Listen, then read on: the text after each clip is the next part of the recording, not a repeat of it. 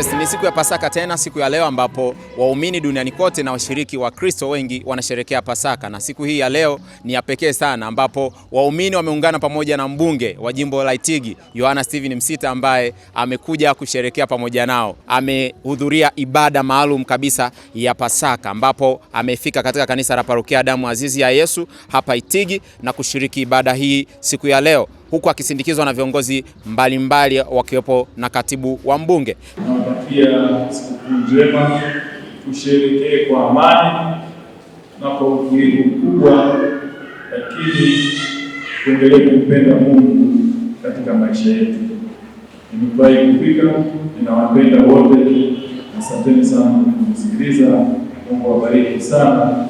Baba Roho, tunamshukuru kwa nafasi hii. Mungu awabariki. Asanteni sana. Ibada hii imeonyesha sala, shukrani na mshikamano ambao ameweza kuonesha kwa washirika ambao wamejitokeza katika ibada ya leo. Baada ya hapo, mheshimiwa alienda tena katika kanisa la Diocese ya Rift Valley, kanisa la Anglikana Mloa, kata Itigi mjini, ambapo pia ameweza kukutana na washiriki na waumini mbalimbali ambao wameweza kushiriki pamoja ibada hiyo ya asubuhi. Mimi kama kiongozi, kama mbunge wa jimbo hili la Itigi, nimeamua kutoa sadaka kwa watoto yatima ili na wao wafurahie maisha. Wakati wewe unapowatoa watoto wako wanaenda siku wapi, wanaenda kubembea, si kuogelea, si wanatembea wapi, unawapa hela ya soda.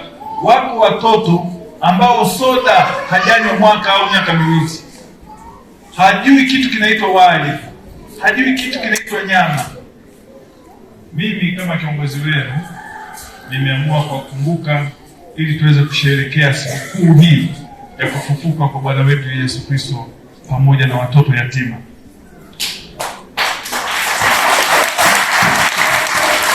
Ikumbuke tu hapo nyuma katika mwezi wa Ramadhani mheshimiwa aliweza kushiriki pamoja na wananchi katika iftar, na sasa ameweza kushiriki pia na Wakristo. Hii inaonyesha kwamba mheshimiwa anaondoa matabaka ya kidini kati ya wananchi wake ili kuweza kuweka ushikamano na ulinganifu sahihi katika jimbo lake la Itigi. Hii inaleta picha nzuri sana na inaonyesha mshikamano kati ya wananchi wake pamoja na kiongozi.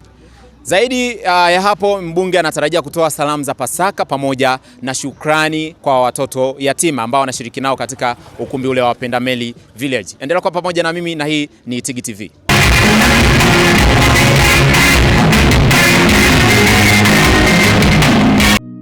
Itigi TV, furaha yetu, tufike pamoja.